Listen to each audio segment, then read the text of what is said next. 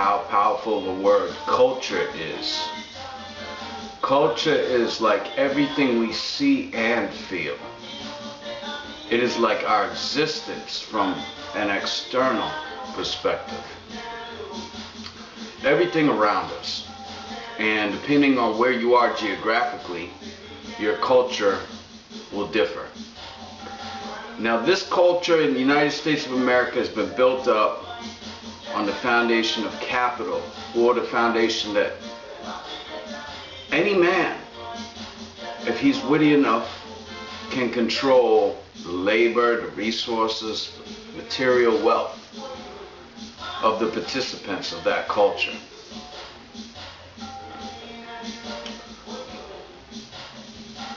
Our society has become overpopulated. It's the reason for many of our problems. This in part has to do with culture. We live in a culture that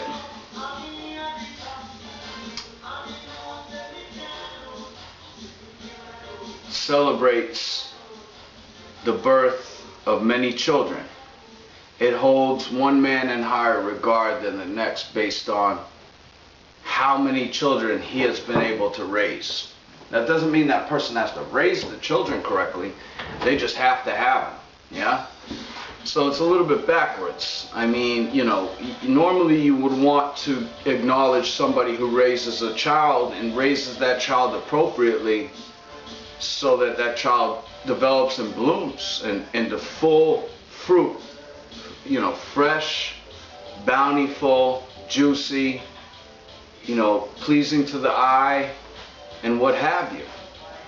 It's not, you know, the tree that has 100 rotten fruits on it that we should celebrate, but that tree that has that beautiful fruit.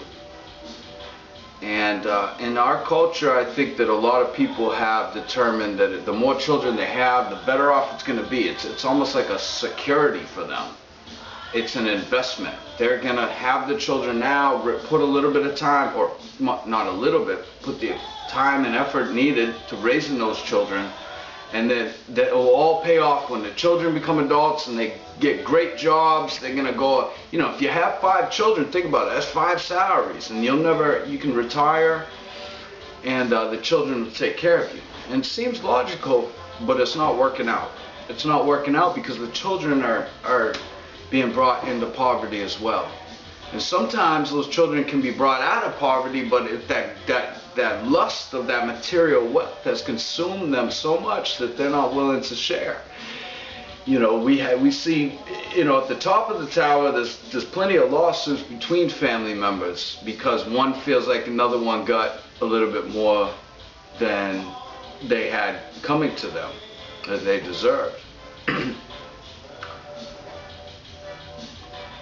So we have to educate people, and we have to take our system's foundation and strip our system of this capital foundation and put another foundation that can evaluate those resources on the earth, those minerals, those human resources, ideas, everything that we place value on, that can evaluate those products unequivocally without regard to ownership, current ownership status, future ownership status, just base a true value on products, and then disperse those products equally amongst all the inhabitants of the earth, so everybody has an equal share of natural products.